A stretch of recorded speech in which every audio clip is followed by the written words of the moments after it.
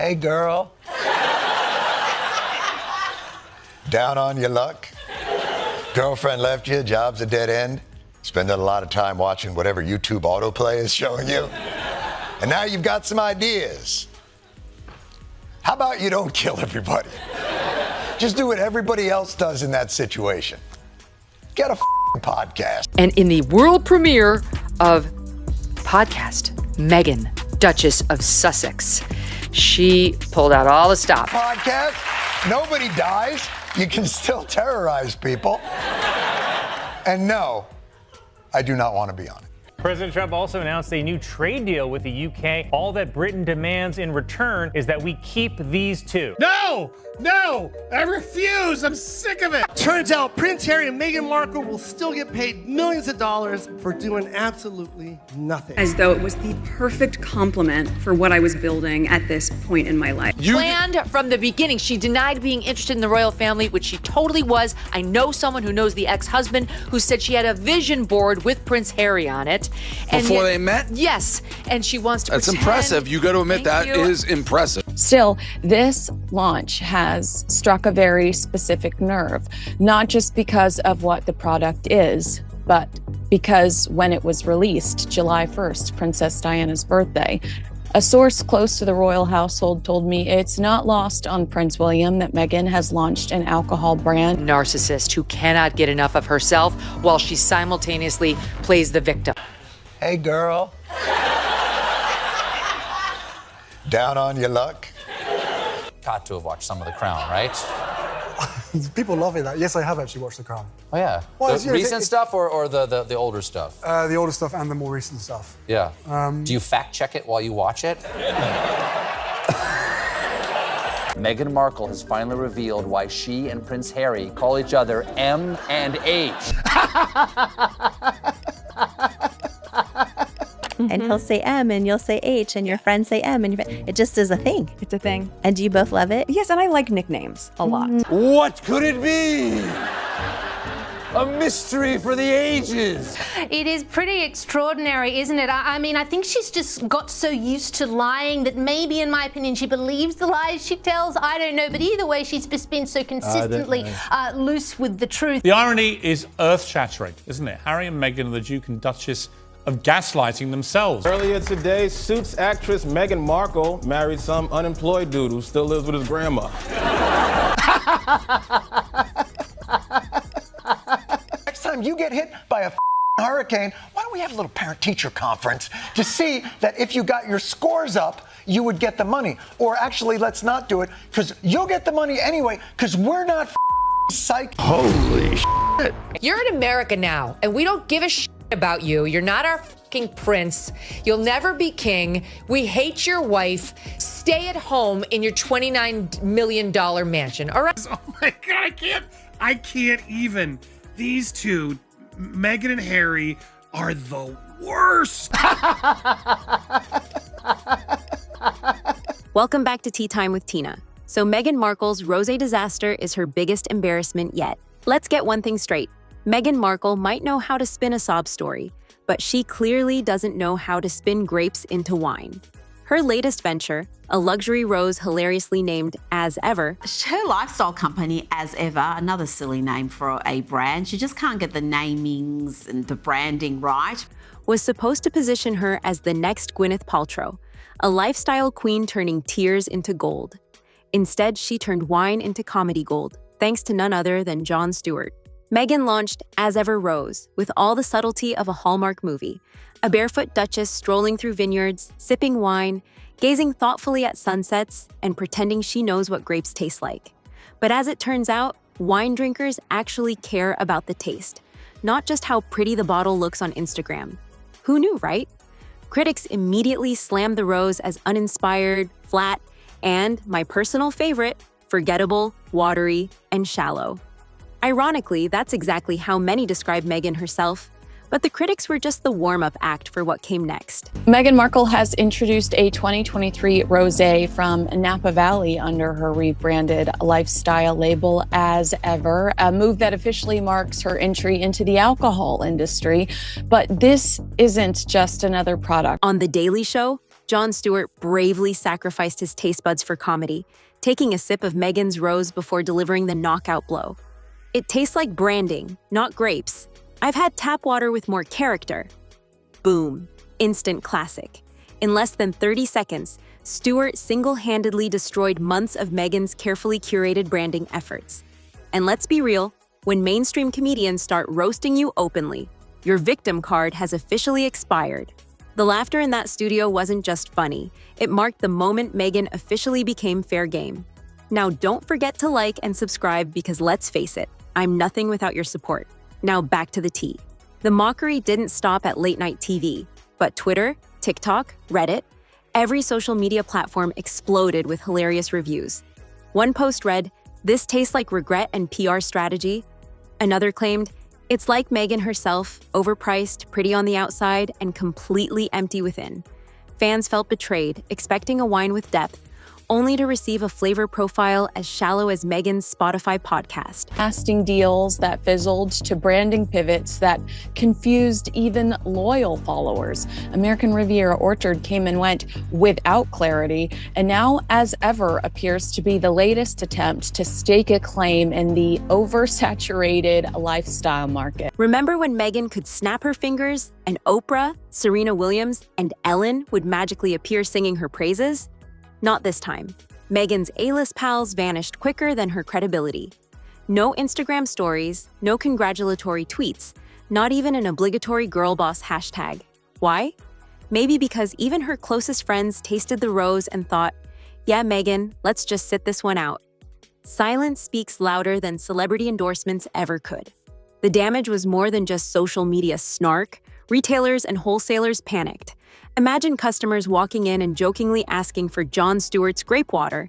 Yeah, not exactly great for business. Orders canceled, displays pulled, and suddenly Meghan's luxury rose was about as appealing as a Netflix deal renewal. But let's move on to the Sussexes, one of our favourite topics. Meghan Markle, as ever, being forced to issue refund. AKA non-existent. As for Meghan's PR team, they scrambled desperately, planting articles about her courageous move into the male-dominated wine industry. Sorry, Meghan, courage is firefighters running into burning buildings, not sipping rosé barefoot in Napa Valley. Here's where Meghan went from merely tone-deaf to borderline cruel, releasing her alcohol brand on Princess Diana's birthday. The launch of Meghan's new rosé. She released a 2023 Napa Valley rosé on the same day as the late Princess Diana's birthday. The royal family isn't happy about this at all. They're not happy about the timing. Seriously, Meghan, even Cruella de Vil would have checked the calendar first. Royal insiders leaked that Prince William was less than thrilled. And honestly, who can blame him? As you know, Diana tragically lost her life in a car crash by an impaired driver. Making the decision to launch an alcohol brand on Princess Diana's birthday by Meghan, not just tone deaf, but deeply insensitive. And a source close to the royal household told me it's not lost on Prince William that Meghan has launched an alcohol brand on his mother's birthday, the very mom he lost in a drink driving tragedy. When I asked if there was anger around Meghan using Diana's birthday to promote her commercial products, they said it's what he's come to expect from her. He doesn't think much of her. And they said that William and Catherine have become quite good at ignoring the Sussexes, but anything to do with his mother is still a tender spot. I'm curious to know your opinion. Can you believe that she would release an alcohol product, launch this big brand on Diana's birthday, who died at the hands of a drunk driver? The fact that she uses Diana's memory every time she launches something destined to fail, exploiting Diana's legacy to sell wine, that's not just cringe, that's royal-level disrespect. And financially stable. Maybe the public criticism towards the palace and media outbursts will subside. But timing an alcohol launch to Diana's birthday wasn't just a misstep. It was borderline cruel. And you have to sit and think, Meghan is doing victory laps around the kitchen, excited for this launch. Harry is still thinking about the mother he lost, the mother that he loved, the mother that he talks to us about constantly. This is still a tough day for Prince Harry, too. Let's wrap this up neatly. Spotify dropped her. Netflix is ghosting her. Hollywood turned its back. Now, as ever, Rose is the cherry, or grape, on top of Meghan's crumbling empire. The truth is, Meghan isn't selling wine. She's selling a fantasy version of herself, a misunderstood duchess with impeccable taste. But guess what? The world finally sees through it. This wasn't just a wine failure. It was the final act of a woman whose carefully crafted image is unraveling faster than Harry's hairline. What's next? Meghan could cry misogyny, blame the media, or even lawyer up, but we've seen that playbook too many times. The only product Meghan Markle has left to sell is apologies, and honestly, even those would probably taste bland and watered down. Oh, that's just ridiculous. They're ridiculous. I thought she was like a ridiculous narcissist from the first words I heard emerge from her mouth. Like, it never occurred to me to take her seriously. Let's be brutally honest. Meghan Markle's rose disaster isn't just another failed celebrity product. It's a neon sign flashing a loud and clear message. The Meghan Markle brand is officially in freefall, plummeting faster than the ratings for her Netflix specials. And honestly, it's about time. For years, Meghan carefully curated her victimhood narrative, packaging herself as the misunderstood duchess forced out of a fairy tale life by cruel in-laws and a mean British press. My castle's too small. The queen is mean to me. They won't let me call myself Her Royal Highness anymore, but I'm gonna put it all over my stationery and on the gifts that I give to my friends. But at some point, people got tired of hearing a millionaire complain about being misunderstood while signing multi-million-dollar deals with Spotify and Netflix. As Ever Rose was her chance to finally pivot, to step away from the royal sob story and become the lifestyle influencer she always dreamed of being. Instead, it turned into her most embarrassing flop yet. An overpriced grape juice mocked openly by comedians, critics, and even her former celebrity cheerleaders. When Hollywood's loudest voices suddenly go quiet, you know your credibility has hit rock bottom. But here's the bigger issue. Meghan's repeated failures aren't isolated incidents. They're symptoms of a much deeper problem. Every project, from archetypes to Netflix specials to now her rose fiasco, has been built on the same shaky foundation. Empty branding, emotional manipulation, and the cynical exploitation of public sympathy. And guess what? The public isn't buying it anymore. Literally. Her lifestyle company, As Ever, another silly name for a brand. She just can't get the namings and the branding right. When Jon Stewart took a comedic wrecking ball to Meghan's wine, it wasn't just comedy. It was truth. The laughter wasn't just entertainment, it was relief. Relief from audiences finally allowed to acknowledge openly what they'd privately suspected all along. Meghan Markle's brand isn't authentic. It's performative, manipulative, and utterly hollow. What's truly fascinating, though, is Meghan's absolute refusal to read the room. She launched a luxury alcohol brand on Princess Diana's birthday, leveraging emotional ties to a beloved icon to boost her own image. It doesn't take royal experts to see how shockingly tasteless that was. Meghan has gone from accidentally tone-deaf to maliciously tone-deaf, and the public finally sees it for what it is. It felt to him pointed, or at the very least, shockingly tone-deaf. Privately, there is hope within the family that Harry and Meghan will eventually thrive in the business world, not out of affection, but out of strategy. So where does Meghan Markle go from here? She could retreat, regroup, and reflect. But we all know that won't happen. More likely, she'll double down, cry victim again, and accuse critics of misogyny, racism, or whatever convenient narrative fits next week's headlines. But here's the harsh reality. Audiences are exhausted. They're exhausted from watching someone who has had every opportunity handed to her still fail spectacularly, and then blame everyone else for it. At this point, Meghan isn't just a former duchess trying to find her footing.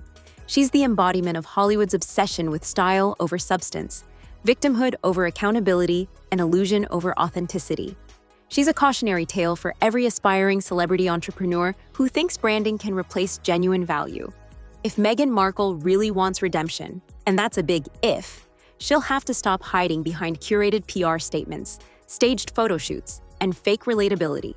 She'll need to start actually creating something meaningful, rather than merely pretending to. But until that day comes, and don't hold your breath, the best Meghan can offer is more overpriced bottles of rosé that taste like regret. So subscribe, buckle up, and get ready. Because Meghan Markle's spectacular downward spiral isn't ending anytime soon. And frankly, it's more entertaining than anything she's ever produced intentionally.